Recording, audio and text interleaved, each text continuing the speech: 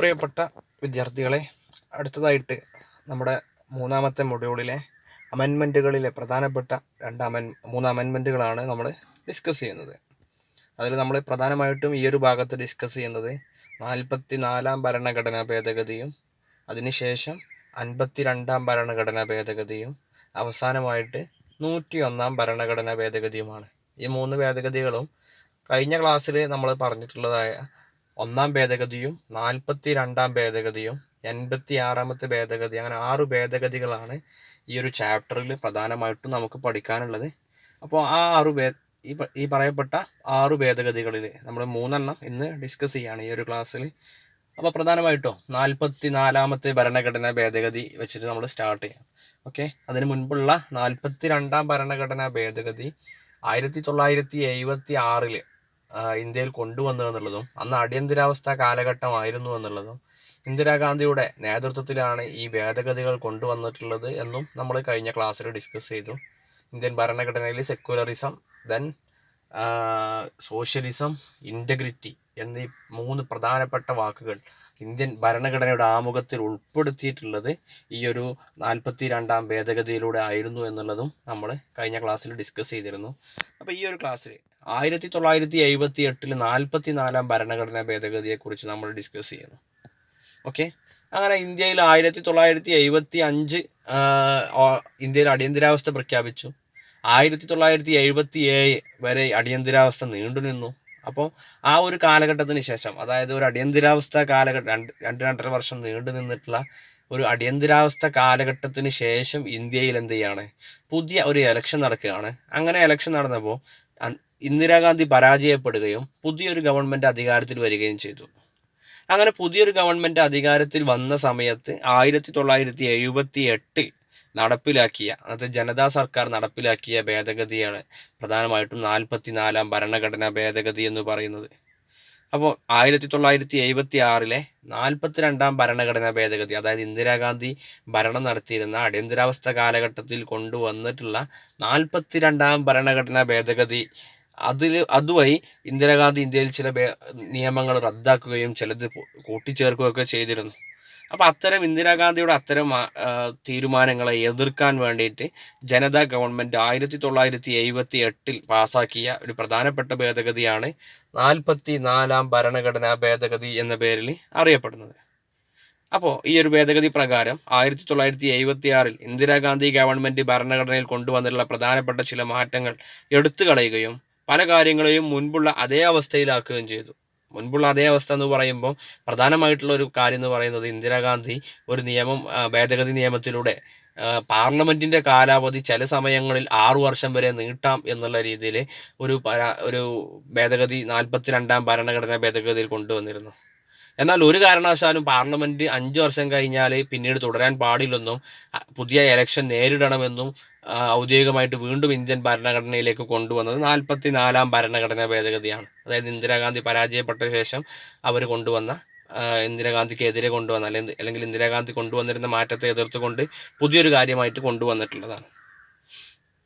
പിന്നെ പ്രധാനമായിട്ടും ഈ ഒരു 44-ാം ഭരണഘടനാ ഭേദഗതിയിൽ പരാമർശിക്കുന്ന കാര്യങ്ങളാണ് ഡിസ്കസ് ചെയ്യുന്നത്. 44-ാം ഭരണഘടനാ ഭേദഗതി പ്രകാരം സ്വത്തവകാശം മൗലികാവകാശങ്ങളുടെ ലിസ്റ്റിൽ നിന്ന് ആർട്ടിക്കിൾ 300A എന്ന അനുച്ഛേദത്തിലേക്ക്, അതായത് ആർട്ടിക്കിൾ 300A എന്ന ലീഗൽ റൈറ്റ് ആക്കിയിട്ടത് മാറ്റി എന്നുള്ളതാണ്. അതുവരെ ഇന്ത്യയിൽ സ്വത്തവകാശം മൗലികാവകാശമായിരുന്നു. എന്നാൽ 1978 44-ാം ഭരണഘടനാ ഭേദഗതി പ്രകാരം സ്വത്തവകാശം മൗലികാവകാശമാണ് എന്ന് പറയുന്ന, അല്ലെങ്കിൽ ആ ഒരു സംവിധാനം 1978 നിർത്തലാക്കുകയും ഇന്ത്യൻ ഭരണഘടനയുടെ മൗലികാവകാശങ്ങൾ എന്നുള്ള ലിസ്റ്റിൽ നിന്ന് സ്വത്തവകാശത്തെ എടുത്തു കളയുകയും ചെയ്തു എന്നുള്ളത് വളരെ പ്രധാനപ്പെട്ട ഒരു കാര്യമാണ്. ദെൻ പൗരന്മാരുടെ സ്വത്തവകാശം എന്നുള്ളത് സാധാരണ അവകാശമാക്കിയിട്ടാണ് മാറ്റിയിട്ടുള്ളത്. ലീഗൽ റൈറ്റ് എന്ന നിയമപരമായ അവകാശം എന്നുള്ള രീതിയിലാണ്. അതനുസരിച്ച് സ്വത്തവകാശം മാറിയ സമയത്ത് ആർട്ടിക്കിൾ 19 ആർട്ടിക്കിൾ 31 മൗലികാവകാശങ്ങളിൽ ഇന്ത്യയിൽ മാറ്റങ്ങൾ വന്നു എന്നുള്ളതും പ്രധാനപ്പെട്ട വസ്തുതയാണ്. അപ്പോൾ ഒരു കാര്യം തീരുമാനിക്കുമ്പോൾ അതുമായി ബന്ധപ്പെട്ട മറ്റു ചില ആർട്ടിക്കിൾസിലും മാറ്റം വരിക എന്നുള്ളത് സ്വാഭാവികമാണ്. ആ രീതിയിൽ ഇന്ത്യൻ ഭരണഘടനയിൽ ആർട്ടിക്കിൾ 19, ദെൻ ആർട്ടിക്കിൾ 31, ഇങ്ങനെ 2 മൗലികാവകാശങ്ങളിൽ എന്ത് വന്നു, മാറ്റം വന്നു എന്നുള്ളതാണ് മറ്റൊരു പ്രധാനപ്പെട്ട കാര്യം. 44-ാം ഭരണഘടനാ നിയമത്തിലെ പ്രധാനപ്പെട്ട മറ്റു ഭേദഗതികൾ ലോകസഭയുടെയും സംസ്ഥാന നിയമസഭകളുടെയും യഥാർത്ഥ കാലാവധി പുനഃസ്ഥാപിച്ചു എന്നുള്ളതാണ്. പുനഃസ്ഥാപിക്കുക എന്ന് പറയുമ്പോൾ ഇന്ത്യയിൽ ലോക്സഭ, സംസ്ഥാന നിയമസഭൻ്റെ ഒക്കെ കാലാവധി 5 വർഷമാണ്. ഓരോ 5 വർഷം കഴിഞ്ഞാൽ പുതിയ ഇലക്ഷൻ നേരിടണം. എന്നാൽ ഇന്ദിരാഗാന്ധി ഭരിച്ചുകൊണ്ടിരുന്ന സമയത്ത് ഈ 5 വർഷം എന്നുള്ളത് ചില പ്രത്യേക സാഹചര്യത്തിൽ 6 വർഷം വരെ ആകാം എന്നുള്ള ഒരു ഭേദഗതി ഇന്ദിരാഗാന്ധി കൊണ്ടുവന്നിരുന്നു. എന്നാൽ ഇന്ദിരാഗാന്ധി കൊണ്ടുവന്ന ആ ഭേദഗതിയെ പൂർണ്ണമായും ഇല്ലാതാക്കുകയും എന്ത് കാരണമായാലും ഇന്ത്യയിൽ 5 വർഷത്തിലധികം ഒരു സംവിധാനവും അല്ലെങ്കിൽ ഒരു രാജ്യസഭയിൽ, ലോക്സഭയിലും സംസ്ഥാന നിയമസഭകളിലും ഗവൺമെൻറ് തുടരാൻ പാടില്ലെന്നും പുതിയ ഇലക്ഷൻ നടപടികൾക്ക് ശേഷം മാത്രമേ അവിടെ പുതിയ ഗവൺമെൻറ്റിനെ രൂപീകരിക്കാൻ അനുവദിക്കാവൂ എന്നുമുള്ളത് പുതിയൊരു വ്യവസ്ഥിതി അവിടെ കൊണ്ടുവരാണ്. അതായത് 5 വർഷം ഭരിച്ചു കഴിഞ്ഞാൽ എല്ലാ ഗവൺമെൻറ്റും എന്ത് ചെയ്യണം, പുതിയ ഇലക്ഷൻ നേരിടണം. ഇലക്ഷനിൽ ജനങ്ങൾ വോട്ട് ചെയ്യണം. വോട്ട് ചെയ്ത് ജനങ്ങൾ വീണ്ടും അധികാരത്തിൽ തരികയാണെങ്കിൽ മാത്രമേ തുടരാൻ അർഹതയുള്ളൂ എന്നും 5 വർഷത്തിലധികം മറ്റൊരു രീതിയിൽ എന്ത് ചെയ്യാൻ പാടില്ല, അധികാരത്തിൽ തുടരാൻ പാടില്ലെന്നുമുള്ളൊരു വ്യവസ്ഥിതി ഇന്ത്യയിൽ പുനഃസ്ഥാപിച്ചു. ദെൻ പാർലമെന്റിലെയും സംസ്ഥാന നിയമസഭകളിലെയും കോറം സംബന്ധിച്ച വ്യവസ്ഥകൾ, അതായത് എത്ര പേര് സമ്മാനിച്ചാലാണ് കോറം തികയുക എന്നുള്ളതുമായി ബന്ധപ്പെട്ട ഒരുപാട് കാര്യങ്ങളിൽ മാറ്റം വരുത്തി. ദെൻ പാർലമെന്ററി പ്രത്യേക അവകാശങ്ങളുമായി ബന്ധപ്പെട്ട വ്യവസ്ഥകളിൽ ബ്രിട്ടീഷ് ഹൗസ് ഓഫ് കോമൺസിൻ്റെ പരാമർശം ഒഴിവാക്കി. അതായത് ചില വ്യവസ്ഥിതികളിൽ ബ്രിട്ടീഷ് ഹൗസ് ഓഫ് കോമൺസ്, അതായത് ബ്രിട്ടനിൽ നിന്നാണ് ഇന്ത്യ പല കാര്യങ്ങളും കടമെടുത്തിരുന്നത്. അതുമായി ബന്ധപ്പെട്ട ചില പരാമർശങ്ങളൊക്കെ എന്ത് ചെയ്തു, ഈ ഒരു ഭരണഘടനയിൽ നിന്ന് ഒഴിവാക്കിയത് 44-ാം ഭരണഘടനാ ഭേദഗതി പ്രകാരമാണ്. പാർലമെന്റിലെയും സംസ്ഥാന നിയമസഭകളുടെയും നടപടികളുടെ യഥാർത്ഥ റിപ്പോർട്ടുകൾ ഒരു പത്രത്തിൽ പ്രസിദ്ധീകരിക്കുന്നതിന് ഭരണഘടനാപരമായ സംരക്ഷണം നൽകി. ഭരണഘടനാപരമായ സംരക്ഷണം എന്ന് പറയുമ്പം അടിയന്തരാവസ്ഥ കാലഘട്ടത്തിൽ ഇന്ദിരാഗാന്ധി ഭരിച്ചിരുന്ന സമയത്ത് പല പത്രങ്ങൾക്കും സെൻസർഷിപ്പൊക്കെ ഏർപ്പെടുത്തിയിരുന്നു. സെൻസർഷിപ്പ് എന്ന് പറഞ്ഞാൽ ഗവൺമെൻറ്റിൻ്റെ അനുമതി ഇല്ലാതെ ഒരു വാർത്തയും പ്രസിദ്ധീകരിക്കരുത് എന്നൊക്കെ പറഞ്ഞിരുന്നു. അപ്പോൾ അതുമായി ബന്ധപ്പെട്ട് ഇന്ത്യയിൽ പത്രമാധ്യമ സ്വാതന്ത്ര്യത്തിന് കൂടുതൽ വാല്യൂ നൽകിക്കൊണ്ട് 44-ാം ഭരണഘടനാ ഭേദഗതിയിൽ മാധ്യമ സ്വാതന്ത്ര്യത്തിന്, അതായത് ഇന്ത്യയിലെ ഗവൺമെൻറ്റുമായി ബന്ധപ്പെട്ട ഏതൊരു കാര്യവും റിപ്പോർട്ടുകളും പത്രങ്ങളിൽ പ്രസിദ്ധീകരിക്കുന്നതിന് കൃത്യമായ അവകാശമുണ്ടെന്ന് കാണിക്കുകയും അതിന് അനുമതി നൽകുകയും ചെയ്തത്, ഭരണഘടനാപരമായ സംരക്ഷണം നൽകുകയും ചെയ്തിട്ടുള്ളത് 1978-ലെ 44-ാം ഭരണഘടനാ ഭേദഗതിയാണ്. ദെൻ നമ്മൾ നേരത്തെ പറഞ്ഞത് തന്നെയാണ് സ്വത്തവകാശം മൗലികാവകാശങ്ങളുടെ ലിസ്റ്റിൽ നിന്ന് ഇല്ലാതാക്കി എന്നുള്ളത്. അതായത് ഇന്ത്യയിൽ ഈ ജമീന്ദാരി സിസ്റ്റവും അല്ലെങ്കിൽ മഹൽവാരി സിസ്റ്റമൊക്കെ നിലനിന്നിരുന്ന സമയത്ത് ഭൂമിയെല്ലാം ഓരോ വ്യക്തികളുടെ, അതായത് പ്രധാനപ്പെട്ട വ്യക്തികൾക്ക് മാത്രമേ ഉണ്ടായിരുന്നുള്ളൂ. അത് ഒഴിവാക്കുകയും, അതായത് സ്വത്തവകാശം എന്നുള്ളത് ഒരാൾക്ക് കൈവശം വെക്കാൻ പറ്റുന്ന സ്വത്തിന് പരിധി നിശ്ചയിക്കുകയും അതിനുശേഷമുള്ളത് ഗവൺമെൻറ് പിടിച്ചടക്കുന്ന സംവിധാനം വരികയും ചെയ്തു എന്നുള്ളതാണ്. ദെൻ അതോടൊപ്പം, അതായത് ഈ ഒരു സ്വത്തവകാശം എന്നുള്ളത് അതിൽ മാറ്റം വരുത്തിയ സമയത്ത് നമ്മൾ നേരത്തെ പറഞ്ഞു 19-ാമത്തെ ആർട്ടിക്കിൾ അതിൽ മാറ്റം വന്നു എന്നുള്ളത് പറഞ്ഞു. എന്നാൽ ആർട്ടിക്കിൾ 20, 21 ഉറപ്പ് നൽകുന്ന മൗലികാവകാശങ്ങൾ ദേശീയ അടിയന്തരാവസ്ഥയിൽ താൽക്കാലികമായി നിർത്താൻ കഴിയില്ല എന്നുള്ളതാണ്. അതായത് അടുത്ത പ്രധാനപ്പെട്ട ഒരു ആശയമാണ് ആർട്ടിക്കിൾ 20, 21. നമ്മൾ right to life and personal liberty എന്ന് പറയുന്ന, നമുക്ക് റൈറ്റ് ടു ലൈഫ്, ജീവിക്കാനുള്ള അവകാശമുണ്ട്. പേഴ്സണൽ ലിബർട്ടി എന്ന് പറയുമ്പോൾ നമുക്ക് വ്യക്തി സ്വാതന്ത്ര്യമുണ്ട്. അതുമായി ബന്ധപ്പെട്ട കാര്യങ്ങളൊന്നും ഏത് അടിയന്തരാവസ്ഥ കാലഘട്ടത്തിലും ഗവൺമെൻറ്റിന് നിഷേധിക്കാൻ കഴിയില്ലെന്ന് പറയുന്ന പ്രധാനപ്പെട്ട ഒരു നിയമം, അതായത് ആർട്ടിക്കിൾ 20, 21 ഉറപ്പ് നൽകുന്ന മൗലിക അവകാശങ്ങൾ ഒരു അടിയന്തരാവസ്ഥ കാലഘട്ടത്തിലും എന്ത് ചെയ്യാൻ പറ്റില്ല, നമ്മളിൽ നിന്ന് സസ്പെൻഡ് ചെയ്യപ്പെടാൻ പാടില്ലെന്ന് പറഞ്ഞിട്ടുള്ള പുതിയ ഒരു ഭാഗം ഉൾപ്പെടുത്തുകയും ചെയ്തു. ദെൻ രാഷ്ട്രപതി, ഉപരാഷ്ട്രപതി, പ്രധാനമന്ത്രി, ലോക്സഭാ സ്പീക്കർ എന്നിവരുടെ തെരഞ്ഞെടുപ്പ് തർക്കങ്ങൾ തീർപ്പാക്കാനുള്ള കോടതിയുടെ അധികാരം എടുത്തു കളഞ്ഞ വ്യവസ്ഥകൾ ഒഴിവാക്കി. അതായത് ഇന്ത്യയിലെ ഈ രാഷ്ട്രപതി, ഉപരാഷ്ട്രപതി, പ്രധാനമന്ത്രി, ലോക്സഭാ സ്പീക്കർ ഇങ്ങനെയുള്ള അവരുടെ തെരഞ്ഞെടുപ്പ് പ്രക്രിയയുമായി ബന്ധപ്പെട്ട് അവരുടെ സ്ഥാനത്തേക്ക് അവരെ തിരഞ്ഞെടുക്കുമ്പോൾ എന്തെങ്കിലും തർക്കങ്ങൾ ഉണ്ടാവുകയാണെങ്കിൽ അതിൽ ഇടപെടാൻ കോടതിക്ക് അധികാരം ഉണ്ടായിരുന്നു മുമ്പ്. എന്നാൽ ഇന്ദിരാഗാന്ധിൻ്റെ ഭേദഗതി പ്രകാരം അതിൻ്റെ അധികാരം കോടതികളിൽ നിന്ന് എടുത്തു കളഞ്ഞിരുന്നു. എന്നാൽ 44-ാം ഭരണഘടനാ ഭേദഗതി പ്രകാരം വീണ്ടും അവർക്ക് അധികാരം പുനഃസ്ഥാപിക്കപ്പെട്ടു എന്നുള്ളതാണ്. കോടതികൾക്ക് ഇതിൽ ഇടപെടാമെന്നുള്ള ഒരു ഭാഗം ഉൾപ്പെടുത്തുകയും ചെയ്തു. ഇനി നേരത്തെ നമ്മൾ പറഞ്ഞിരുന്നു, ചില പ്രത്യേക സാഹചര്യത്തിൽ ലോക്സഭയുടെ കാലാവധി 6 വർഷമാകാം എന്നുള്ള 1976-ലെ 42-ാം ഭരണഘടനാ ഭേദഗതി അപ്പോൾ 6 വർഷം ഒരിക്കലും എന്ത് ചെയ്യാൻ പറ്റില്ല, ഇന്ത്യയിൽ ഒരു വിഭാഗത്തിന് ഭരണത്തിൽ തുടരാൻ പറ്റില്ലെന്നും 5 വർഷം തന്നെയാണ് കാലാവധി എന്നുള്ളത് പുതുക്കി വീണ്ടും ഭരണഘടനയിൽ നിശ്ചയിക്കുകയും ചെയ്തു എന്നുള്ളതാണ് മറ്റൊരു പ്രധാനപ്പെട്ട ആശയം. 1978 44-ാം ഭരണഘടനാ ഭേദഗതി സുപ്രീം കോടതിയുടെയും ഹൈക്കോടതിയുടെയും വിവിധ അധികാരങ്ങൾ പുനഃസ്ഥാപിക്കുകയും ചെയ്തു. അപ്പോൾ കോടതിയുടെ അധികാരങ്ങളുമായി ബന്ധപ്പെട്ട കുറച്ച് മാറ്റങ്ങൾ 42-ാം ഭേദഗതിയിൽ വരുത്തിയിരുന്നു. എന്നാൽ 44-ാം ഭേദഗതി വീണ്ടും ഹൈക്കോടതിയുടെയും സുപ്രീം കോടതിയുടെയും അധികാരങ്ങൾ പുനഃസ്ഥാപിച്ചു എന്നുള്ളതാണ്. 44-ാം ഭരണഘടനാ ഭേദഗതി ബിൽ നിയമപ്രകാരം ഇന്ത്യൻ ഭരണഘടനയിൽ പാർട്ട് 12-ലും ഷെഡ്യൂൾഡ് 9-ലും മാറ്റങ്ങൾ വന്നു എന്നുള്ളതാണ്. അപ്പോൾ അതുമായി ബന്ധപ്പെട്ട് മാറ്റങ്ങൾ വന്നിട്ടുള്ളത്, അതായത് ഈ ഒരു 44-ാമത്തെ ഭരണഘടനാ ഭേദഗതി ഇന്ത്യയിൽ നടപ്പിലാക്കിയപ്പോൾ അതുമായി ഒരുപാട് ആർട്ടിക്കിൾസിൽ മാറ്റം വന്നിട്ടുണ്ട്. അതിൽ ചില പ്രധാനപ്പെട്ട ആർട്ടിക്കിൾസാണ് ഇവിടെ കൊടുത്തിട്ടുള്ളത്. ആർട്ടിക്കിൾ 352, 356, 31, 30, 22, 19 ഈ ആർട്ടിക്കിൾസൊക്കെ ഈ ഒരു 44-ാം ഭരണഘടനാ ഭേദഗതി പ്രകാരം ഒരുപാട് മാറ്റങ്ങൾ വന്നിട്ടുള്ളതാണ്. ഇന്ത്യൻ ഭരണഘടനയിൽ DPSP, അതായത് ഡയറക്റ്റീവ് പ്രിൻസിപ്പിൾസ് ഓഫ് സ്റ്റേറ്റ് പോളിസിയിൽ രാഷ്ട്ര സാമൂഹിക സേവനം ലക്ഷ്യമാക്കിയത് രാഷ്ട്രം നമ്മുടെ രാജ്യമൊക്കെ പ്രവർത്തിക്കേണ്ടത് സാമൂഹിക ക്ഷേമം ലക്ഷ്യമാക്കിയാണെന്നുള്ള ഒരു വ്യവസ്ഥിതി കൂടി പുതുതായിട്ട് എന്ത് ചെയ്തു, ആഡ് ചെയ്തു എന്നുള്ളതാണ് മറ്റൊരു പ്രധാനപ്പെട്ട വസ്തുത. പിന്നെ പാർലമെൻറ്റ് നിയമം ഉണ്ടാക്കി കഴിഞ്ഞാൽ ഹൈക്കോടതിയിൽ അതിനെ ചോദ്യം ചെയ്യപ്പെടാൻ പാടില്ലെന്ന് 42-ാമത്തെ അമെൻമെൻറ്റ് പ്രകാരം പാസാക്കിയ വ്യവസ്ഥിതിയെ 44-ാം ഭരണഘടനാ ഭേദഗതി റദ്ദാക്കുകയും അതിനുശേഷം പാർലമെൻറ്റിൽ എന്ത് നിയമം ഉണ്ടാക്കുകയാണെങ്കിലും ഹൈക്കോടതിയിൽ അതെന്ത് ചെയ്യാം, ചോദ്യം ചെയ്യാമെന്നും ജുഡീഷ്യൽ റിവ്യൂ എന്നുള്ള ആശയത്തിന് പ്രസക്തി ലഭിക്കുകയും ചെയ്തിട്ടുള്ളത് ഈ ഒരു കാലഘട്ടത്തിലാണ്. ഇപ്പോൾ ജുഡീഷ്യൽ റിവ്യൂ, അതായത് പാർലമെൻറ്റ് എന്ത് നിയമം പാസ്സാക്കുകയാണെങ്കിലും എന്ത് ചെയ്യാം, ജുഡീഷ്യൽ റിവ്യൂവിന് ആവശ്യപ്പെടാം. പാർലമെൻറ്റ് ഉണ്ടാക്കുന്ന നിയമത്തെ നമുക്ക് എന്ത് ചെയ്യാം, സംസ്ഥാനങ്ങളുടെ ഹൈക്കോടതി ചോദ്യം ചെയ്യാനും സാധിക്കും എന്നുള്ള പുതിയൊരു വ്യവസ്ഥിതി ഈ ഒരു ഭാഗത്ത് ഉൾപ്പെടുത്തി. ആർട്ടിക്കിൾ 352 എന്ന് പറയുമ്പോൾ നിങ്ങൾ മുമ്പ് പഠിച്ചിട്ടുള്ളതായിരിക്കും. ഇന്ത്യയിൽ ദേശീയ അടിയന്തരാവസ്ഥ പ്രഖ്യാപിക്കുന്നതുമായി ബന്ധപ്പെട്ട ആർട്ടിക്കിളാണ് ആർട്ടിക്കിൾ 352. അപ്പോൾ ഈ ഒരു 352-ാമത്തെ ആർട്ടിക്കിൾ പ്രകാരം ദേശീയ തലത്തിൽ അടിയന്തരാവസ്ഥ പ്രഖ്യാപിക്കുന്നതുമായി ബന്ധപ്പെട്ട കാര്യങ്ങളിൽ ഒരുപാട് മാറ്റങ്ങൾ ഈ 44-ാം ഭരണഘടനാ ഭേദഗതി വരുത്തി. അതായത് ഇന്ദിരാഗാന്ധി അന്ന് അടിയന്തരാവസ്ഥ പ്രഖ്യാപിച്ചത് ആർട്ടിക്കിൾ 352 അനുസരിച്ചിട്ടായിരുന്നു. ഇൻറ്റേർണൽ ഇഷ്യൂ, അതായത് രാജ്യത്തിനകത്ത് പ്രശ്നമാണെന്ന് കണ്ടിട്ടായിരുന്നു. എന്നാൽ അങ്ങനെ ചെറിയ ചെറിയ പ്രശ്നങ്ങളൊന്നും ഉണ്ടാകുമ്പോൾ എന്ത് ചെയ്യാൻ പാടില്ല, അടിയന്തരാവസ്ഥ പ്രഖ്യാപിക്കാൻ പാടില്ലെന്നും ഇൻറ്റേർണൽ ഡിസ്റ്റർബൻസ് എന്നതിന് പകരമായി ആംഡ് റബല്യൻ, ആയുധങ്ങളെ എന്ത് ചെയ്യുക, കലാപങ്ങളൊക്കെ ഉണ്ടാവുകയാണെങ്കിൽ മാത്രമേ ഇന്ത്യയിൽ ഇൻറ്റേർണൽ ഡിസ്റ്റർബൻസ് എന്നുള്ള പേരിൽ എന്ത് ചെയ്യാൻ പറ്റുള്ളൂ, അടിയന്തരാവസ്ഥ ഏർപ്പെടുത്താൻ പറ്റുകയുള്ളൂ എന്നും ചെറിയ ചെറിയ കാരണങ്ങൾ ഉണ്ടായാൽ അടിയന്തരാവസ്ഥയിലേക്കൊന്നും അത് എത്തരുത് എന്നും 44-ാം ഭരണഘടനാ ഭേദഗതി വ്യവസ്ഥ ചെയ്തു. ഇനി മറ്റൊരു പ്രധാനപ്പെട്ട കാര്യം, ഇന്ദിരാഗാന്ധി അടിയന്തരാവസ്ഥ പ്രഖ്യാപിച്ച സമയത്ത് അതിന് കൃത്യമായിട്ട് ക്യാബിനറ്റ് മന്ത്രിമാരോട് പോലും അനുവാദം ചോദിച്ചിരുന്നില്ല എന്നുള്ള ഒരു ആക്ഷേപം ഉയരുകയും അതിൻ്റെ അടിസ്ഥാനത്തിൽ ഇന്ത്യയിൽ അടിയന്തരാവസ്ഥ പ്രഖ്യാപിക്കുകയാണെങ്കിൽ അതുമായി ബന്ധപ്പെട്ട ക്യാബിനറ്റ് മീറ്റിങ്ങിന് ശേഷം അത് ക്യാബിനറ്റ് അംഗീകരിച്ചാൽ മാത്രമേ പ്രസിഡന്റിലേക്ക്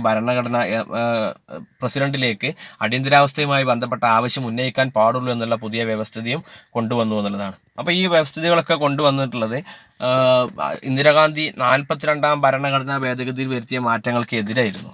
6 മാസത്തിൽ കൂടുതൽ അടിയന്തരാവസ്ഥ വർദ്ധിപ്പിക്കുകയാണെങ്കിൽ പാർലമെൻറ്റിന് പാർലമെൻറ്റിനോട് പെർമിഷൻ ചോദിക്കണമെന്നും ഈ ഒരു 44-ാം ഭരണഘടനാ ഭേദഗതിയിലെ പുതിയ ഒരു നിയമമായിട്ട് വന്നു എന്നുള്ളതാണ്. ഇന്ത്യൻ ഭരണഘടനയിൽ ആർട്ടിക്കിൾ 19 അടിയന്തരാവസ്ഥ കാലഘട്ടത്തിൽ റദ്ദാക്കാമെന്നുള്ള പ്രധാനപ്പെട്ട വ്യവസ്ഥയിൽ ഒരുപാട് മാറ്റങ്ങൾ. ആർട്ടിക്കിൾ 19 എന്ന് പറയുമ്പോൾ നമുക്ക് സ്വാതന്ത്ര്യവുമായി ബന്ധപ്പെട്ട അവകാശമാണ് അല്ലേ. ആർട്ടിക്കിൾ 19 സ്വാതന്ത്ര്യം, നമ്മളെല്ലാവരും ഇന്ത്യക്കാരെല്ലാവരും സ്വതന്ത്രരാണ് എന്ന് പറയുന്ന ഒരു ആശയമാണ് ആർട്ടിക്കിൾ 19-ലുള്ളത്. അപ്പോൾ ഈ സ്വാതന്ത്ര്യവുമായി ബന്ധപ്പെട്ടിട്ടുള്ള ഒരുപാട് നിയമങ്ങളെ ചോദ്യം ചെയ്തുകൊണ്ട് ഇന്ദിരാഗാന്ധി 42-ാം ഭരണഘടന ഭേദഗതിയിൽ ഒരുപാട് വ്യവസ്ഥകൾ ഉൾപ്പെടുത്തിയിരുന്നു. എന്നാൽ അതൊക്കെ 44-ാം ഭരണഘടനാ ഭേദഗതി പ്രകാരം റദ്ദ് ചെയ്യപ്പെട്ടു എന്നുള്ളതാണ്. കൂടാതെ ആർട്ടിക്കിൾ 20, 21 എന്നിവ ഒരിക്കലും തന്നെ സസ്പെൻഡ് ചെയ്യപ്പെടാൻ പാടില്ലെന്നും മൗലികാവകാശങ്ങളാണെന്ന് 44-ാം ഭരണഘടനാ ഭേദഗതി ഉറപ്പ് നൽകുകയും ചെയ്യുന്നു. ഈ ഒരു രീതിയിലാണ് പ്രധാനമായിട്ടും ഈ കാര്യങ്ങളൊക്കെ 44-ാം ഭരണഘടനാ ഭേദഗതി പ്രകാരം മാറ്റങ്ങൾ വരുത്തിയിട്ടുള്ളത്. 42-ാമത്തെ ഭേദഗതി പ്രകാരം ഇന്ദിരാഗാന്ധി ഒരുപാട് മാറ്റങ്ങൾ കൊണ്ടുവന്നു. ഇന്ദിരാഗാന്ധി മാറ്റങ്ങൾ കൊണ്ടുവന്നത് അടിയന്തരാവസ്ഥ കാലഘട്ടത്തിലായിരുന്നു. ആ അടിയന്തരാവസ്ഥ കാലഘട്ടം കഴിഞ്ഞ ശേഷം ഇന്ദിരാഗാന്ധി തെരഞ്ഞെടുപ്പിൽ പരാജയപ്പെട്ടു. അങ്ങനെ ഇന്ദിരാഗാന്ധി പരാജയപ്പെട്ട സമയത്ത് പുതുതായി വന്ന സർക്കാർ ഇന്ദിരാഗാന്ധിയുടെ മൊത്തം തീരുമാനങ്ങളെയും റദ്ദാക്കുന്ന രീതിയിൽ ഒരു പുതിയ ഭേദഗതി നിയമം ഇന്ത്യയിൽ കൊണ്ടുവന്നു. അത്തരം ഭേദഗതി നിയമത്തെയാണ് നമ്മൾ 44-ാം ഭരണഘടനാ ഭേദഗതി എന്നുള്ള രീതിയിൽ പറയുന്നത്. ഇനി നമ്മൾ അടുത്തതായിട്ട് ഡിസ്കസ് ചെയ്യുന്ന ഒരു ഭേദഗതിയാണ് 52nd 52ാമത്തെ ഭരണഘടനാ ഭേദഗതി. 52ാമത്തെ ഭരണഘടനാ ഭേദഗതി വളരെ സിമ്പിളാണ്. ആൻറ്റി ഡിഫെക്ഷൻ ലോ എന്നുള്ള പേരിലാണ് ഇത് അറിയപ്പെടുന്നത്. ആൻറ്റി ഡിഫെക്ഷൻ ലോ, കൂറുമാറ്റ നിരോധന നിയമം. കൂറുമാറുക എന്ന് പറയുമ്പോൾ നമ്മൾ സ്ഥിരമായിട്ട് കേൾക്കുന്ന പേരാണ് കൂറുമാറുക എന്നുള്ളത് അല്ലേ.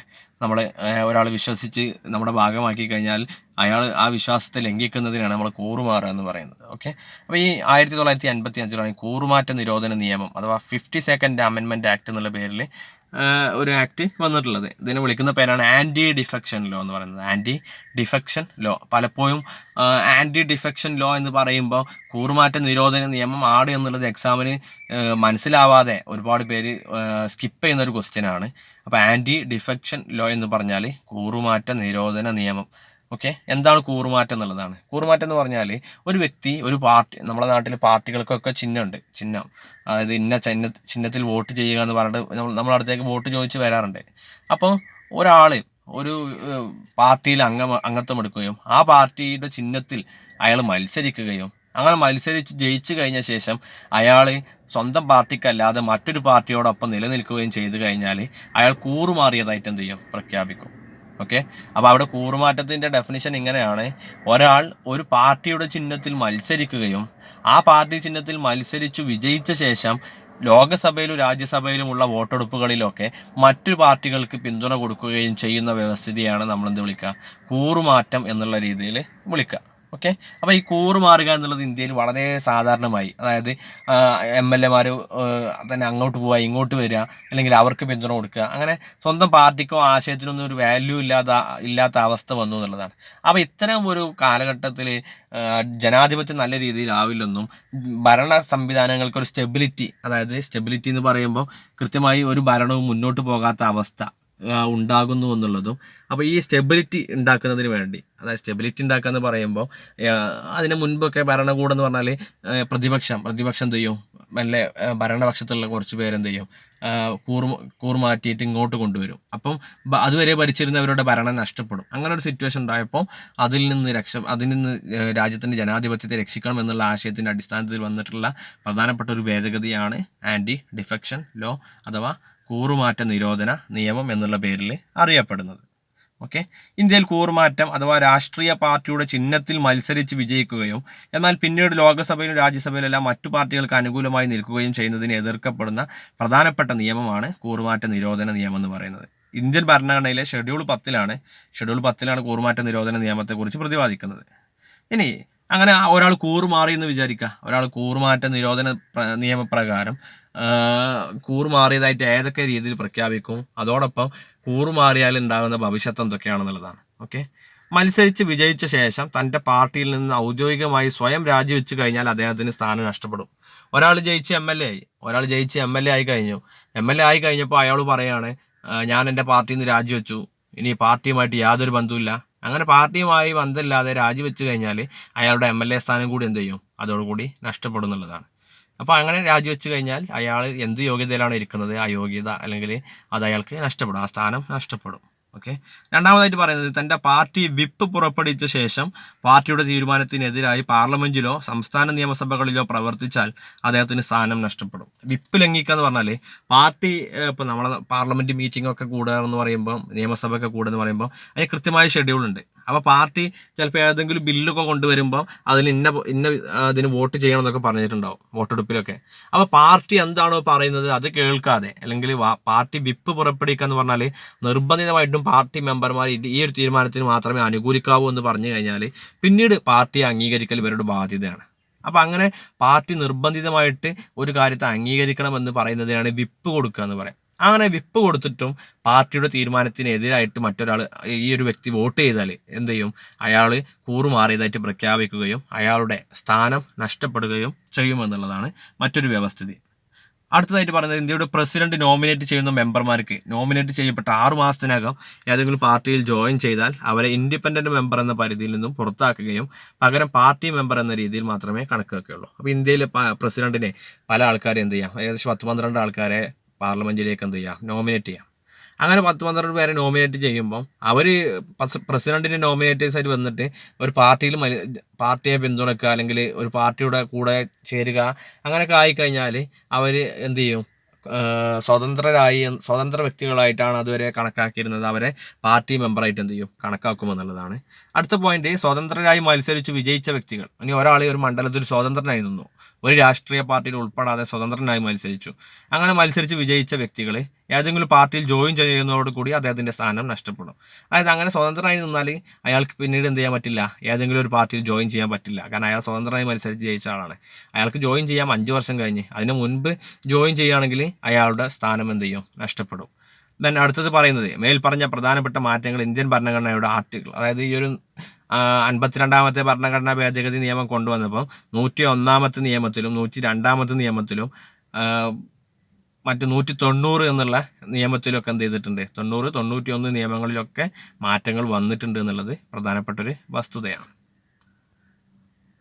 അടുത്തതായിട്ട് നമുക്ക് ഡിസ്കസ് ചെയ്യാനുള്ള മറ്റൊരു അമെൻമെൻറ്റ് ആക്റ്റാണ് 101ാമത്തെ ഭരണഘടനാ ഭേദഗതി. ഓക്കെ, 101st അമെൻമെൻറ്റ് ആക്ട് 2016 റീസെൻ്റായിട്ട് നിലവിൽ വന്നിട്ടുള്ള പ്രധാനപ്പെട്ട ഒരു മാറ്റമാണ് 101ാം ഭരണഘടനാ ഭേദഗതി എന്ന് പറയുന്നത്.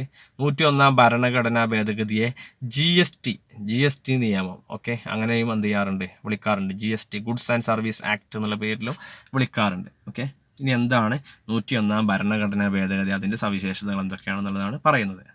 ഓക്കെ, 101ാം ഭരണഘടനാ ഭേദഗതി പ്രകാരം 2006 നിലവിൽ വന്ന ഇന്ത്യയിലെ നികുതി സംവിധാനമാണ് GST എന്ന് പറയുന്നത്. അപ്പോൾ 101ാം ഭരണഘടനാ ഭേദഗതി GST, goods and service tax എന്നുള്ള പേരിൽ എന്ത് ചെയ്യുന്നുണ്ട്, അറിയപ്പെടുന്നുണ്ട്. ഇത് പ്രകാരം അതിൻ്റെ നികുതി എന്ന് പറയുന്നത്, ഇന്ത്യയിൽ അതിന് മുൻപൊക്കെ നികുതി എന്ന് പറയുന്നത് കേന്ദ്ര സർക്കാരും നികുതി ഈടാക്കുന്നുണ്ട്, സംസ്ഥാന സർക്കാരും നികുതി ഈടാക്കുന്നുണ്ട്. അപ്പോൾ അങ്ങനെ എല്ലാം വ്യത്യസ്ത നികുതികളായിട്ടാണ് ഉണ്ടായിരുന്നത്. വ്യത്യസ്ത നികുതി എന്ന് പറയുമ്പോൾ നമ്മൾ ഇതിൽ കണ്ടിട്ടുണ്ടാവും, സെൻട്രൽ ടാക്സ്, സ്റ്റേറ്റ് ടാക്സ് എന്നുള്ള പേരിൽ അങ്ങനെ വ്യത്യസ്ത നികുതികളായിട്ട്, വാല്യൂ ആഡഡ് ടാക്സ്, അങ്ങനെയൊക്കെ വ്യത്യസ്ത നികുതികളായിട്ടാണ് ഉണ്ടായിരുന്നത്. എന്നാൽ ഈ നികുതികൾ എല്ലാം ഏകീകരിച്ചുകൊണ്ട് എല്ലാ പ്രൊഡക്റ്റിനും ഒറ്റ നികുതി മതി എന്ന് പറയുന്ന ഒരു ആശയമാണ് ഈ ഗുഡ്സ് ആൻഡ് സർവീസ് ടാക്സ് എന്നുള്ള പേരിൽ GST എന്ന സംവിധാനം പുതുതായിട്ട് കൊണ്ടുവന്നിട്ടുള്ളത്. ഓക്കെ, അത് പ്രകാരം ഒരൊറ്റ നികുതി, ഒരു രാജ്യം ഒരൊറ്റ നികുതി എന്ന ആശയം എന്ത് ചെയ്തു, ഇന്ത്യയിൽ അവതരിപ്പിക്കപ്പെട്ടു. 2016 സെപ്റ്റംബർ മുതൽ ഇന്ത്യയിൽ പുതിയ നികുതി സംവിധാനമായ GST എന്ന സംവിധാനം നടപ്പിലാക്കുകയും ചെയ്തു. ഇപ്പോൾ ഇന്നൊക്കെ നമുക്ക് ഹോട്ടലിലൊക്കെ കയറി കഴിഞ്ഞാൽ നമുക്ക് മനസ്സിലാകും, നമ്മൾ ബില്ലൊക്കെ എടുത്ത് കഴിയുമ്പോൾ GST എന്നുള്ള പേരിൽ ഒരു ഭാഗം ഉണ്ടാവും. നമ്മൾ ഫർണിച്ചർ വാങ്ങുകയാണെങ്കിൽ, നമ്മൾ എന്തെങ്കിലും ഏത് സാധനം വാങ്ങുകയാണെങ്കിലും അതിൽ GST ഉണ്ടാവും. GST എന്ന് പറയുമ്പോൾ മുൻപ് സംസ്ഥാനങ്ങളുടെ ടാക്സും സെൻട്രൽ ഗവൺമെൻറ്റിൻ്റെ ടാക്സൊക്കെ വേറെ ആയിരുന്നു. എന്നാൽ ഇന്ന് ഈ കോഓപ്പറേറ്റീവ് ഫെഡറലിസം, പരസ്പരം സൗഹൃദത്തിലാകുന്ന ഗവൺമെൻറ്റുകൾ തമ്മിലുള്ള സൗഹൃദം വർദ്ധിപ്പിക്കുന്ന തരത്തിലുള്ള ഒരു ഫെഡറലിസം രൂപീകരിക്കാൻ GST എന്നുള്ള സംവിധാനം കൊണ്ടുവരണം. അല്ലെങ്കിൽ GST എന്നുള്ള സംവിധാനം രാജ്യത്തിന് മൊത്തം നികുതി സംവിധാനത്തെ ഏകീകരിക്കുന്നതിലേക്കും അതുവഴി കൂടുതൽ സുഗമമായി വികസന പ്രവർത്തനങ്ങൾ നടപ്പിലാക്കാൻ സാധിക്കുമെന്നുള്ള ഒരു പുതിയ കണ്ടെത്തലിൻ്റെ അടിസ്ഥാനത്തിലാണ് GST എന്നുള്ള നിയമം ഇന്ത്യയിൽ വന്നിട്ടുള്ളത്. ഈ GST ആദ്യമായിട്ട് ഇന്ത്യയിൽ അവതരിപ്പിച്ചത് 2014 2014 നരേന്ദ്രമോദി സർക്കാർ ആദ്യമായിട്ട് അധികാരത്തിൽ വന്ന സമയത്താണ് GST എന്നുള്ള സംവിധാനം ആദ്യമായിട്ട് ഇന്ത്യയിൽ അവതരിപ്പിച്ചത്. ദെൻ പിന്നീട് 2015 ലോക്സഭയിൽ ഭരണഘടനാ ഭേദഗതി ബില്ല് പാസ്സാക്കി. അങ്ങനെ 2016 ഓഗസ്റ്റിൽ ചില പരിഷ്കാരങ്ങളോടെ ബില്ല് രാജ്യസഭയിലും പാസ്സാക്കി. അങ്ങനെ ലോക്സഭയിലും രാജ്യസഭയിലും അംഗീകരിച്ചു. കൂടാതെ ബില്ലിന് ആവശ്യമായ എണ്ണം, അതായത് നമ്മൾ കഴിഞ്ഞ അമെൻമെൻറ്റിൻ്റെ പ്രൊസീജിയറിൽ പറഞ്ഞിരുന്നു, ഈ GST എന്ന് പറയുന്നത് നികുതിയുമായി ബന്ധപ്പെട്ട കാര്യത്തിൽ 3/2 ഭൂരിപക്ഷം വേണം. പിന്നെ അതോടൊപ്പം തന്നെ പകുതി സംസ്ഥാനങ്ങളുടെ അംഗീകാരം വേണം. അങ്ങനെ സംസ്ഥാനങ്ങളുടെ അംഗീകാരം കിട്ടിയതിന് ശേഷം ബില്ലിന് അന്തിമമായിട്ടുള്ള വാലിഡിറ്റി വരികയാണ് ചെയ്തത്. അങ്ങനെ 2016 സെപ്റ്റംബർ 8 രാഷ്ട്രപതിയുടെ അനുമതിയോടുകൂടി ബില്ല് നിയമമായിട്ട് മാറി. അങ്ങനെ അതിൻ്റെ ഫലമായിട്ട് 101ാം ഭരണഘടനാ ഭേദഗതി നിയമം 2016 സെപ്റ്റംബർ 12 മുതൽ എന്ത് ചെയ്യാണ്, പ്രാബല്യത്തിൽ വരികയാണ്. അങ്ങനെ അതുമായി ബന്ധപ്പെട്ട് ഈ നികുതി എന്നുള്ള സംവിധാനവുമായി ബന്ധപ്പെട്ട് ഒരു കൗൺസിലും രൂപീകരിക്കപ്പെട്ടു. ആ കൗൺസിലിനെ GST കൗൺസിൽ എന്നുള്ള പേരിലാണ് അറിയപ്പെടുന്നത്. GST കൗൺസിൽ എന്നുള്ള പേരിൽ അറിയപ്പെടുന്നത്. ഈ GST കൗൺസിൽ നമുക്ക് 1ാമത്തെ മൊഡ്യൂളിൽ പഠിക്കാനുണ്ടായിരുന്നു. അപ്പോൾ ആ ഒരു ഭാഗത്തും നമ്മൾ പറഞ്ഞിട്ടുണ്ട് GST കൗൺസിൽ. അപ്പോൾ GST എന്നുള്ള സംവിധാനം അല്ലെങ്കിൽ നികുതി സംവിധാനവുമായി ബന്ധപ്പെട്ടിട്ടുള്ള ഒരു കൗൺസിലാണ് GST കൗൺസിൽ എന്ന് പറയുന്നത്. ഓക്കെ, അങ്ങനെ നിരവധി സബ് കമ്മിറ്റികളും സെക്ടറൽ ഗ്രൂപ്പുകളുമായിട്ട് ഈ ഒരു സംവിധാനം പിന്നീട് എന്ത് ചെയ്തു, വിപുലീകരിക്കപ്പെട്ടു എന്നുള്ളതാണ്. അങ്ങനെ ഇന്ത്യയിൽ മൊത്തം ഒരൊറ്റ നികുതി അല്ലെങ്കിൽ ഒരു രാജ്യം ഒരു നികുതി എന്നുള്ള കോൺസെപ്റ്റിലേക്ക് മാറുകയും അതിലൂടെ കോഓപ്പറേറ്റീവ് ഫെഡറലിസം എന്ന ആശയം മുന്നോട്ട് വെക്കുകയും ദെൻ അത് പ്രകാരം ഇന്ത്യയിൽ ഏകീകൃതമായിട്ട് എല്ലാ സംസ്ഥാനങ്ങളിലും ഒരേപോലെ നികുതി ഈടാക്കുന്ന സിസ്റ്റം കൊണ്ടുവരികയും ചെയ്തു എന്നുള്ളതാണ് ഇവിടെ വിശദീകരിക്കുന്നത്. ബില്ലിലെ പ്രധാനപ്പെട്ട വ്യവസ്ഥകളാണ് ഒന്നാമത് സെൻട്രൽ GST, എക്സൈസ് ഡ്യൂട്ടി, സേവന നികുതി, മറ്റു നികുതികൾ എന്നിവ ഉൾപ്പെടുന്നു. അപ്പോൾ ഈ GST തന്നെ സെൻട്രൽ ഗവൺമെൻറ്റിന് വരുമാനം കിട്ടുന്നതുണ്ട്, സ്റ്റേറ്റ് ഗവൺമെൻറ്റിന് വരുമാനം കിട്ടുന്നുണ്ട്. അതേസമയം സംസ്ഥാന GST, വാറ്റ്, ആഡംബര നികുതി, മറ്റു നികുതികൾ എന്നിവ കൊടുക്കുന്നു. അപ്പോൾ എല്ലാ നികുതി കേന്ദ്ര സർക്കാരിന് ഈടാക്കിയിരുന്ന നികുതികളും സംസ്ഥാന സർക്കാർ ഈടാക്കിയിരുന്ന നികുതികളൊക്കെ ഉൾപ്പെടുത്തിയിട്ടാണ് എന്ത് ചെയ്തിട്ടുള്ളത് GST എന്നുള്ള സംവിധാനം രൂപീകരിച്ചിട്ടുള്ളത്. പിന്നെ അന്തർ സംസ്ഥാന വ്യാപാരം ഉൾക്കൊള്ളുന്നത്, അതായത് അന്തർ സംസ്ഥാന വ്യാപാരം എന്ന് പറയുമ്പോൾ നമ്മൾ കേരളവും തമിഴ്നാടും തമ്മിൽ, അല്ലെങ്കിൽ കേരളവും കർണാടകയും തമ്മിൽ, അങ്ങനെ സംസ്ഥാനങ്ങൾക്കിടയിലൊക്കെ നടക്കുന്ന വ്യാപാര വാണിജ്യ ബന്ധത്തിന് ഈ നികുതി അതിലൂടെ ഏകീകരിക്കപ്പെടുന്നു, സംയോജിപ്പിക്കപ്പെട്ടു എന്നുള്ളതാണ്. ഓക്കെ, അപ്പം മൊത്തത്തിൽ സംസ്ഥാന ഗവൺമെൻറ്റിനും യൂണിയൻ ഗവൺമെൻറ്റിനും നികുതികൾ ഏകോപിപ്പിച്ചുള്ള ഒരു നികുതി സംവിധാനം നമ്മുടെ ഇന്ത്യയിൽ കൊണ്ടുവന്നു എന്നുള്ളതാണ് ഈ ഒരു GST ബില്ലിൻ്റെ മറ്റൊരു പ്രധാനപ്പെട്ട വസ്തുത. അടുത്ത പോയിന്റ് പറയുന്നത്, ഈ ഒരു GST ബില്ല് അവതരിപ്പിച്ചതോട് കൂടിയിട്ട് article 246A, article 269A, article 279A എന്നിവ പുതിയ ഭരണഘടനാ ഭേദഗതികൾ ഇതിൽ വന്നു എന്നുള്ളതാണ്. ഭരണഘടനയിൽ ഒരുപാട് മാറ്റങ്ങൾ ഈ 101ാമത്തെ അമെൻമെൻറ്റിന് പ്രകാരം വന്നിട്ടുണ്ട് എന്നുള്ളതാണ് മറ്റൊരു പ്രധാനപ്പെട്ട വസ്തുത. ദെൻ ഇന്ത്യയിൽ ചരക്കുകളെയും സേവനങ്ങളെയും നിയന്ത്രിക്കുന്ന നിയമങ്ങൾ നടപ്പിലാക്കാൻ കേന്ദ്രത്തിനും സംസ്ഥാനത്തിനും അധികാരമുള്ള രീതിയിലേക്ക് നികുതി സംവിധാനങ്ങൾ എന്നുള്ളത് കൺകറൻറ്റ് ലിസ്റ്റിലേക്ക് മാറ്റപ്പെട്ടു. എല്ലാ നികുതി സംവിധാനങ്ങളുമായി ബന്ധപ്പെട്ട GST എന്നുള്ള സംവിധാനവുമായി ബന്ധപ്പെട്ട എല്ലാ കാര്യങ്ങളും കൺകറൻറ്റ് ലിസ്റ്റായിട്ട്, അതായത് സംസ്ഥാനങ്ങൾക്കും കേന്ദ്രത്തിനും അധികാരമുള്ള രീതിയിൽ കൺകറൻറ്റ് ലിസ്റ്റിലേക്ക് മാറ്റപ്പെട്ടു എന്നുള്ളതാണ്. ദെൻ അന്തർ സംസ്ഥാന വ്യാപാര വാണിജ്യവും കേന്ദ്ര ഗവൺമെൻറ്റിൻ്റെ അധികാര പരിധിയിൽ, കേന്ദ്രത്തിൻ്റെയും സംസ്ഥാനത്തിൻ്റെയും അധികാര പരിധിയിൽ പ്രത്യേകമായി നിലനിൽക്കുമെങ്കിലും സംസ്ഥാനത്തിനകത്തുള്ള വ്യാപാരം ഇപ്പോൾ കേന്ദ്രത്തിൻ്റെയും സംസ്ഥാനത്തിൻ്റെയും അപ്പോൾ ഈ ഒരു നിയമപ്രകാരം കേന്ദ്ര സർക്കാരിന് നികുതി സംവിധാനങ്ങളിലും സംസ്ഥാനതല വ്യാപാരങ്ങളിലൊക്കെ കൂടുതൽ അധികാരം കിട്ടി എന്നുള്ളതും പ്രധാനപ്പെട്ട ഒരു വസ്തുതയാണ്. അധികാരം കിട്ടുമെന്ന് പറയുമ്പോൾ കൂടുതൽ അധികാരം നികുതി സംവിധാനത്തിൽ കേന്ദ്ര സർക്കാരിലേക്ക് വന്നു എന്നുള്ളതും, സംസ്ഥാനത്തിന് ഇപ്പം പല സംസ്ഥാനങ്ങളും പറയുന്നത് സംസ്ഥാനത്തിന് ഈ GST എന്നുള്ള സംവിധാനം നടപ്പിലാക്കിയത് കൊണ്ട് നഷ്ടമാണ്, കാരണം അവർ ഉദ്ദേശിച്ച രീതിയിൽ അവർക്ക് വികസനത്തിന് ആവശ്യമായിട്ടുള്ള സാമ്പത്തിക സംവിധാനം കിട്ടുന്നില്ല എന്ന് പറയുന്ന ഒരു ആക്ഷേപമൊക്കെ ഇപ്പോൾ ഉന്നയിക്കാറുണ്ട്. അപ്പോൾ ആ രീതിയിൽ ഒരു മാറ്റം വന്നിട്ടുള്ളതും ഈ ഒരു സമയത്താണ്. ദെൻ ഡ്യുവൽ GST എന്ന് പറഞ്ഞാൽ സംസ്ഥാനത്തിനും ടാക്സ് ഈടാക്കാം, കേന്ദ്രത്തിനും ടാക്സ് ഈടാക്കാം. അങ്ങനെ ഡ്യുവൽ GST എന്ന് പറയുന്ന ഒരു സംവിധാനം നിലവിൽ വന്നു എന്നുള്ളതാണ്. കേന്ദ്രവും സംസ്ഥാനവും ഒരേ കാലയളവിൽ ഒരു പൊതു അടിസ്ഥാനത്തിൽ നികുതി ചുമത്തുകയും കേന്ദ്രം ഈടാക്കുന്ന നികുതിയെ സെൻട്രൽ GST എന്നുള്ളൂ, സംസ്ഥാനം ഈടാക്കുന്ന നികുതിയെ സ്റ്റേറ്റ് GST എന്നുള്ള പേരിലും എന്ത് ചെയ്യുന്നുണ്ട്, ഇന്ന് അറിയപ്പെടുന്നുണ്ട്. ഒന്ന് സെൻട്രൽ GST ആണ്, ഒന്ന് സ്റ്റേറ്റ് GST എന്നുള്ള പേരിലാണ് ഇന്ന് അറിയപ്പെടുന്നത്.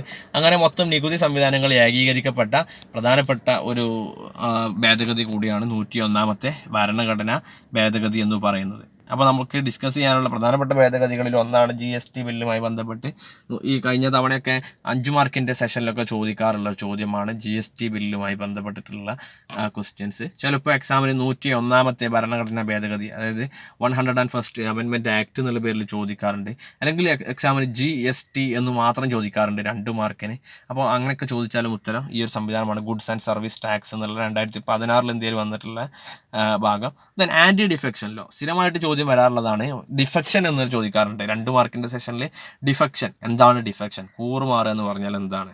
കൂറുമാറുക എന്ന് പറയുമ്പോൾ അതിൻ്റെ ഡെഫിനിഷൻ ശ്രദ്ധിക്കണം. ഏതെങ്കിലും ഒരു പാർട്ടിയിൽ മത്സരിച്ച് ആ പാർട്ടിയുടെ ചിഹ്നത്തിൽ വിജയിച്ച ശേഷം ആ പാർട്ടിക്ക് എതിരായിട്ട് ലോക്സഭയിലോ രാജ്യസഭയിലോ ഇനി എവിടേക്കാണോ തിരഞ്ഞെടുക്കപ്പെട്ടത് അവിടെ പ്രവർത്തിക്കുന്ന സംവിധാനത്തെയാണ് കൂറുമാറ്റം എന്ന് പറയാം. അല്ലെങ്കിൽ ഒരാൾ ഒരു പാർട്ടി ജയിച്ചിട്ട് മറ്റൊരു പാർട്ടിക്ക് വേണ്ടി എന്ത് ചെയ്യുക, നിലനിൽക്കുക. അപ്പോൾ അതിനെ നമുക്ക് എന്ത് പറയാം, കൂറുമാറുക എന്ന് പറയാം. അപ്പോൾ കൂറുമാറ്റത്തിൻ്റെ ഡെഫിനിഷൻ ഇങ്ങനെ പറയണം, ഒരു പാർട്ടിയുടെ ഔദ്യോഗിക ചിഹ്നത്തിൽ മത്സരിച്ചിട്ട് പിന്നീട് എന്ത് ചെയ്യുക, ആ പാർട്ടിയോട് ബന്ധമില്ലാതെ മറ്റു പാർട്ടികൾക്ക് പിന്തുണ കൊടുക്കുന്ന സിസ്റ്റത്തെയാണ് കൂറുമാറുക എന്ന് പറയാം. ഓക്കെ, അങ്ങനെ കൂറുമാറ്റം ഇന്ത്യയിൽ നിരോധിക്കപ്പെട്ടിട്ടുണ്ട്. ഇന്ന് ആരെങ്കിലും കൂറുമാറിക്കഴിഞ്ഞാൽ അയാളുടെ അംഗത്വം എന്ത് ചെയ്യും, റദ്ദാക്കപ്പെടും. അപ്പോൾ കൂറുമാറ്റ നിരോധന നിയമമാണ് 52ാം ഭരണഘടനാ ഭേദഗതി എന്നുള്ള പേരിൽ അറിയപ്പെടുന്നത്. അതിന് മുൻപ് നമ്മൾ പറഞ്ഞിട്ടുള്ളത് 44ാം ഭരണഘടനാ ഭേദഗതിയാണ്, ഇന്ദിരാഗാന്ധി കൊണ്ടുവന്നിട്ടുള്ള ഭേദഗതിയാണ്.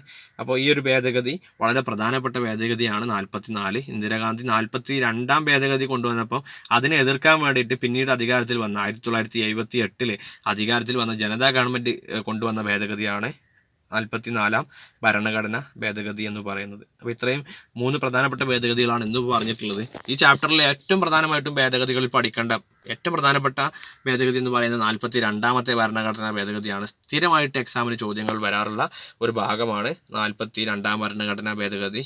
അപ്പോൾ 42-ാം ഭരണഘടനാ ഭേദഗതി എന്നുള്ളത് സെക്കുലറിസം, സോഷ്യലിസം, ഇൻ്റഗ്രിറ്റി എന്നുള്ള ടേമുകളൊക്കെ ഭരണഘടനയിൽ ഉൾപ്പെടുത്തിയതും മിനി കോൺസ്റ്റിറ്റ്യൂഷൻ എന്നുള്ള പേരിൽ അറിയപ്പെടുന്നതുമായിട്ടുള്ള ഭേദഗതിയാണ്. പിന്നെ ഇതിൽ ഏറ്റവും അമെൻമെൻറ്റ് പ്രൊസീജിയർ എന്നുള്ളതാണ് ഏറ്റവും പ്രധാനപ്പെട്ട മറ്റൊരു ഭാഗം. ഈ ഒരു രീതിയിൽ അമെൻമെൻറ്റ് 3 രീതിയിലുള്ള അമെൻമെൻറ്റുകളും അത്തരം സംവിധാനങ്ങളെ കുറിച്ചൊക്കെ എക്സാമിന് സ്ഥിരമായിട്ട് essay ക്വസ്റ്റ്യനൊക്കെ ചോദിക്കാറുണ്ട്. അപ്പോൾ ഈ ഒരു ഭാഗത്ത് എന്തെങ്കിലും സംശയങ്ങളൊക്കെ ഉണ്ടെങ്കിൽ നേരിട്ട് ചോദിക്കാം. Thank you.